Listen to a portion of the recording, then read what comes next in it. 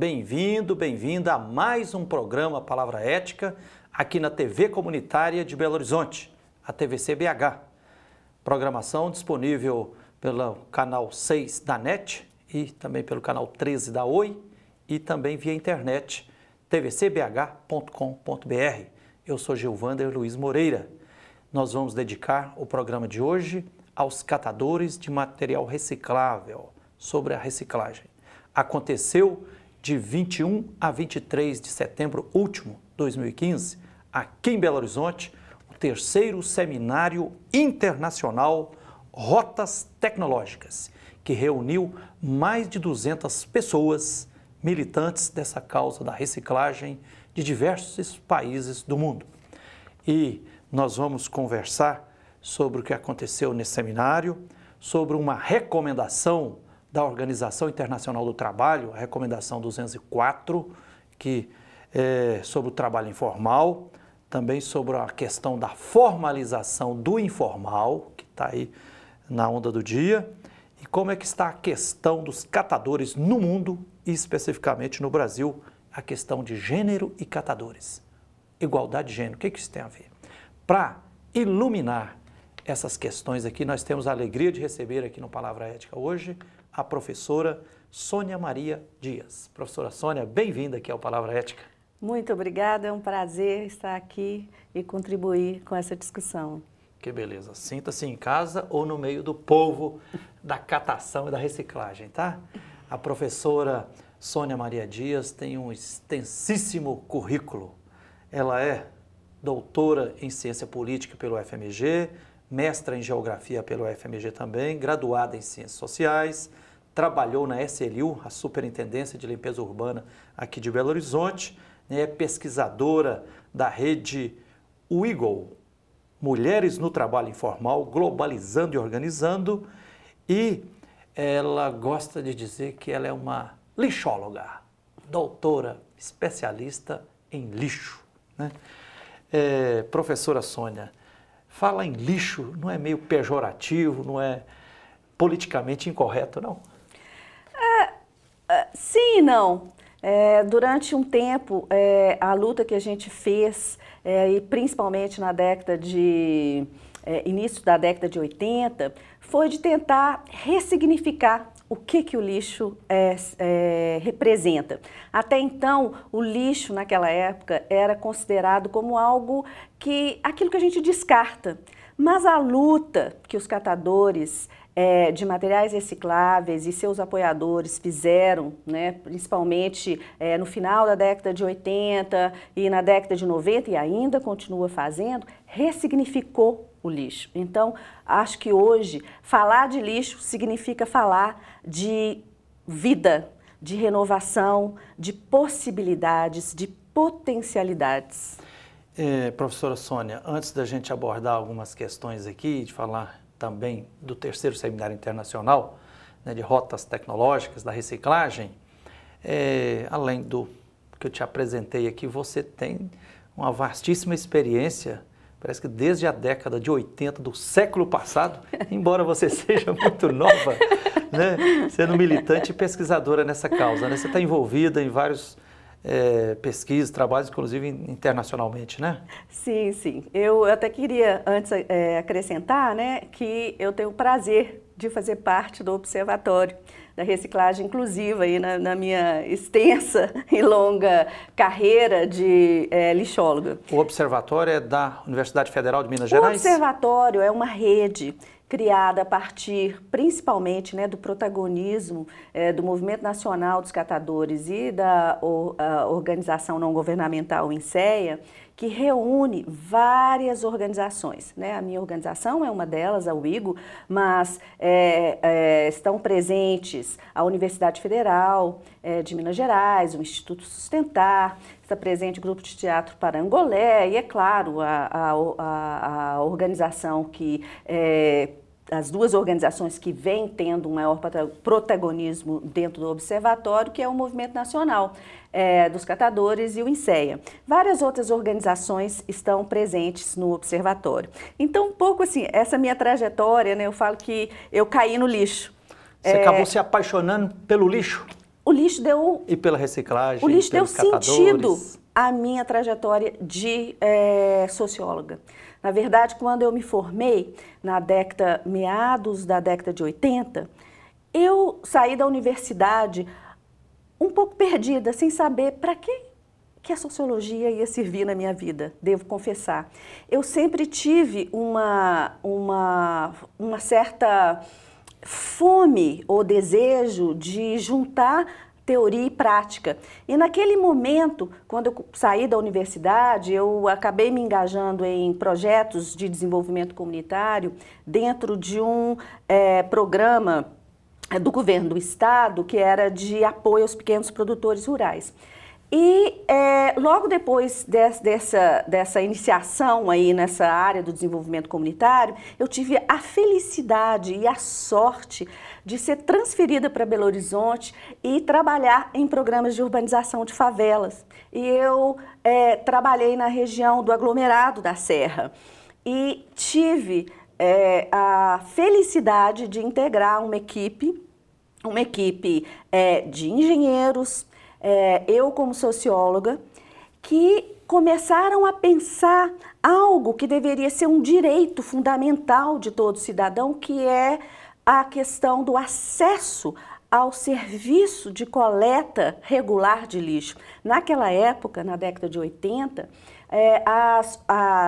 os assentamentos informais, né, as vilas e favelas, elas não tinham coleta regular de lixo. Então, nós começamos ali a desenvolver um projeto em parceria direta com a comunidade local, no sentido de identificar quais eram as melhores formas, os melhores processos para a coleta regular de lixo. E assim, ao tomar contato com o lixo, parece que todo o sentido da sociologia, num instante, se abriu. Para mim, foi uma coisa impressionante. Professora Sônia, a sua trajetória é belíssima e muito longa. Eu já vou adiantar um convite para você voltar aqui para a gente falar só da sua trajetória, porque imagino o que você já aprendeu e vem ensinando aí, né? Mas o nosso tempo aqui é exíguo. O que a gente ouve é que a produção de lixo está aumentando. Sim. Quais são alguns dados hoje? A quantidade de lixo que a sociedade está produzindo? Esses dados recentes nos falam de 2 bilhões de toneladas de lixo produzidas anualmente. E nós temos ainda... Uma tonelada, 10 mil quilos, né? Um caminhão grande, né? É muito lixo, né? Que nós estamos produzindo. No Brasil? No Brasil, nós estamos produzindo, dados de 2013, 210 mil toneladas ano de lixo. Mas eu queria só acrescentar um outro dado recente desse relatório do PNUD, que é o dado de que nós temos 2 bilhões de pessoas no mundo ainda sem o acesso básico da coleta de lixo. Isso é muita coisa. É uma grande injustiça social. Professora Sônia, dá um pouco da notícia, alguns dos principais destaques desse terceiro seminário internacional Rotas Tecnológicas sobre Reciclagem, que aconteceu aqui em Belo Horizonte, agora de 21 a 23 de setembro último. Então, esse é o terceiro seminário, como a gente disse. Ele aprofundou temáticas discutidas nos 2 seminários anteriores que o Observatório da Reciclagem Inclusiva organizou. E para dar um destaque, eu gostaria de chamar a atenção para a participação de representantes de países fora do Brasil, como 2 países da África, Uganda e África do Sul, e um país da Ásia, que foi as Filipinas.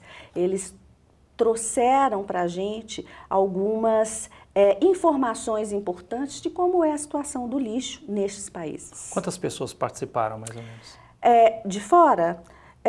Foram 2 representantes da Uganda, 2 representantes da África do Sul e 2 representantes da Filipinas. Então foram 6 convidados internacionais que trouxeram um pouco das dificuldades, né, e dos esforços de organizações não governamentais, né, que estavam ali, foram convidados ligados a ONGs e que trouxeram as suas experiências de tentar estabelecer uma forma de melhoria na gestão dos resíduos sólidos na ausência daquilo que o Estado deveria prover. São países onde a presença do Estado nos resíduos sólidos é ainda muito ausente. Professora Sônia, no global, no total, mais de 200 pessoas participaram desse terceiro seminário internacional? Acredito que a gente deva ter tido um número até maior, né? Eu estou sem os dados oficiais, mas acredito que a gente deve ter tido mais de 200 pessoas participando nesse seminário. Então vamos tocar em alguns assuntos que vocês debateram lá, né? A OIT, Organização Internacional do Trabalho, expediu recentemente uma recomendação, a de número 204. Sim. Qual a importância dessa recomendação e quais os principais toques? Ela versa sobre trabalho informal? Sim, essa é uma recomendação histórica, né? A Organização Internacional do Trabalho, pela primeira vez, determinou, né, através de um processo que foi um processo de negociações e discussões que remontam a muitos anos, né? Então, pela primeira vez, a OIT determinou alguns princípios que podem orientar os Estados-nações a elaborarem uma plataforma de trabalho decente para os trabalhadores informais. Eu gostaria de tocar em 3 ou 4 pontos principais dessas diretivas, são muitas, né? Diretivas ali colocadas nessa recomendação, mas eu gostaria de tocar em alguns que eu considero são muito importantes para os trabalhadores informais. Eu queria, uma das questões, né, que eu gostaria de salientar é o fato da mudança da linguagem da OIT em relação ao trabalho informal. Isso não é uma coisa pequena. Qual a mudança que está propondo? Até então, a maior parte dos documentos, né, da OIT se referiam aos trabalhadores informais, muitas vezes como de uma certa forma pejorativa, né? Então, uma determinação importante, né, uma mudança importante foi essa linguagem. O documento, né, a recomendação 204 vai dizer que a maioria dos trabalhadores informais vem de lares pobres que estão lutando pela sua sobrevivência com enorme sacrifício e que eles necessitam de promoção, que eles necessitam de políticas sociais, necessitam de proteção social e não somente da regulação e da taxação. Isso é muito importante, porque o grande argumento é muito isso de que os trabalhadores informais, eles são espertinhos, que fogem da taxação, da regulação, do pagamento de impostos, né? Então, quando a OIT coloca na sua recomendação uma linguagem que reconhece que essas pessoas são trabalhadores pobres lutando pela sobrevivência, isso é muito importante. Professora Sônia, a prosa está boa, mas nós vamos ter que fazer um pequeno intervalo e nós vamos continuar essa prosa daqui a pouquinho. Nós estamos hoje aqui no Palavra Ética entrevistando a professora Sônia Maria Dias, que é doutora em Ciência Política pelo UFMG, mestre em Geografia também pelo UFMG, graduada em Ciências Sociais, socióloga, né? Pesquisadora e lixóloga, especialista nessa questão do lixo, da reciclagem, desde a década de 80 do século passado. Nós vamos a um pequeno intervalo e voltaremos já já para continuarmos refletindo aqui sobre reciclagem solidária, né? Como é que a OIT recomenda tratar essa questão. Espere aí, voltaremos já já.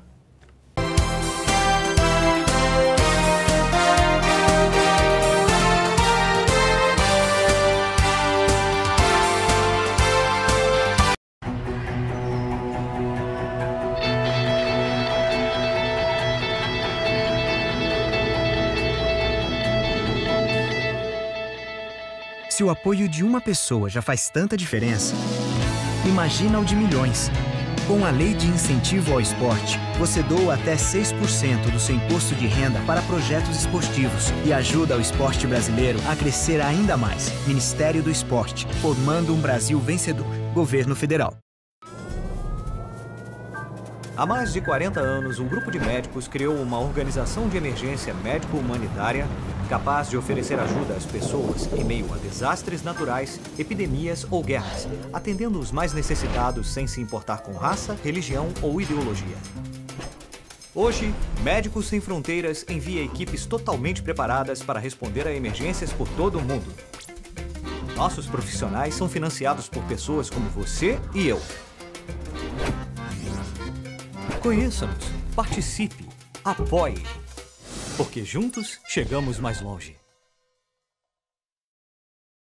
Nesta casa, todo mundo tem TV por assinatura. Mas quem decide mesmo o que as crianças podem assistir são os pais. Na TV por assinatura não há restrição de horário para exibição de programas. Por isso, é possível bloquear conteúdos de acordo com a classificação indicativa através de uma senha. Seus filhos podem aproveitar uma programação de qualidade com toda a segurança. Para tirar dúvidas de como bloquear programas, canais ou horários, procure sua operadora.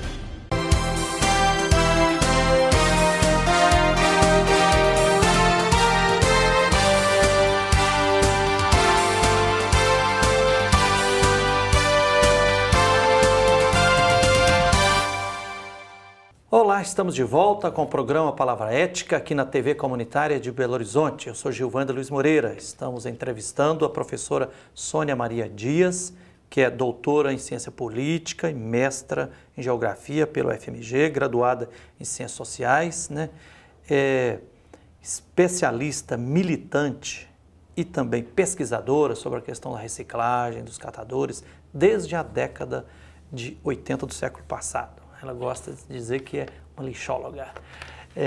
Professora Sônia, no final do primeiro bloco, você estava começando a falar sobre o teor, o conteúdo dessa recomendação que a OIT, Organização Internacional do Trabalho, expediu e que parece que veio para reforçar e legitimar a luta tão justa dos catadores por reciclagem solidária e tal, né? Você falava de um primeiro princípio e outros aspectos que... Sim, outros aspectos são importantes nessa recomendação. Um outro aspecto é o reconhecimento das cooperativas, isso é muito importante, porque até então a OIT usava a linguagem, o termo era empresa social. À medida que ela coloca no texto da recomendação o reconhecimento das cooperativas, isso para nós que somos militantes, né, da economia solidária, de uma outra economia, isso é muito importante. Uma outra questão é a questão ligada ao reconhecimento do espaço público como espaço legítimo da obtenção da sobrevivência do trabalhador informal. Isso é muito importante, principalmente para os vendedores ambulantes e para os catadores de recicláveis, porque é no espaço da rua onde essas pessoas obtêm a sua sobrevivência. Quando o texto da recomendação reconhece isso, isso é extremamente relevante. E um outro aspecto que é um avanço é o reconhecimento de que os trabalhadores informais podem ter acesso ao uso dos recursos naturais. Existem várias outras dimensões importantes, a dimensão do reconhecimento de gênero, né? A importância de que o reconhecimento de que é na economia informal que a maior parte das mulheres estão inseridas. Então, essa é uma recomendação muito importante, mas ela depende da militância das organizações de trabalhadores informais para que eles possam atuar nos seus respectivos países para pressionar para um marco legal que esteja sintonizado com essa recomendação 204 e para que seus países elaborem políticas públicas que implementem esse corpo de, digamos, de direitos, de princípios genéricos, né, para que eles possam se traduzir em prática. Até porque, professora Sônia, recomendação é recomendação, não é lei, é uma diretiva, mas assim, até eu queria te perguntar, ela não tem força legal. Por exemplo, no Brasil já tem a Política Nacional de Resíduos Sólidos, né? Uhum. Qual a força, o peso? Como qualquer outra recomendação da ONU, né? Ela depende da... Constrange. O que é importante quando você tem esse tipo de recomendação? Elas não vão fazer com que os países, de um dia para o outro, implementem políticas, sintonizadas. Mas o que elas oferecem é um instrumento, uma ferramenta para a militância. Né? E é isso que as organizações têm que aproveitar. Professora Sônia, antigamente lixo era lixo, né? Hoje, por exemplo, a militância eu sinto assim que fala, não, lixo não é lixo. O que se chama de lixo é material reciclável. Tal. E parece que para o mercado e para o capital, lixo hoje se tornou uma mercadoria valendo ouro, né? Está em questão hoje a formalização do informal, o que parece até uma contradição, um paradoxo, formalizar o informal, está em baile, é isso? Sim, e é isso que essa recomendação 204 versou. Ela versou sobre os princípios para a transição do informal para o formal, de tal forma a assegurar proteção do informal. Então, o que ela diz? Ela diz que a transição para a formalidade não pode penalizar a sobrevivência do trabalhador. Né? Então, o que acontece hoje é que o lixo é uma mercadoria valiosíssima. Né? Aquilo que os catadores faziam, né? E nem era disputado, né? Não se falava em reciclagem, né?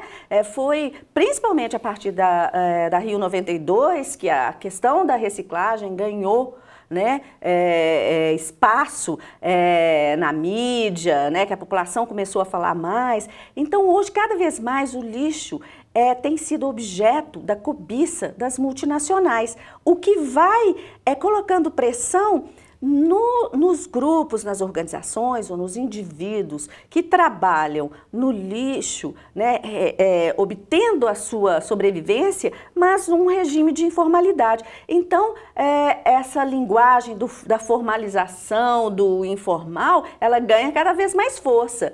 E é por isso que a gente precisa de plataformas, de recomendações que ajudem as organizações a pressionar, né, pela proteção social. Esse é o núcleo. Nós precisamos de proteção social. Simplesmente formalizar o informal para que ele pague taxas, impostos, mas sem oferecer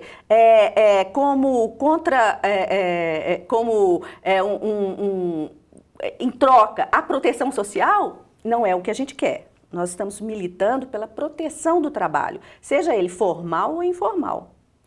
Professora Sônia, você que pesquisa e tem uma militância não só nacionalmente, mas também internacionalmente, o que é assim que existe de catação, de reciclagem no mundo que pode inspirar a luta nossa aqui no Brasil, ou que está acontecendo no Brasil, que inspira lutas éticas nessa questão em outros países? 2 exemplos, né? E aí os 2 exemplos ligados à questão de gênero. Um exemplo que me inspira muito é a luta das catadoras da Índia.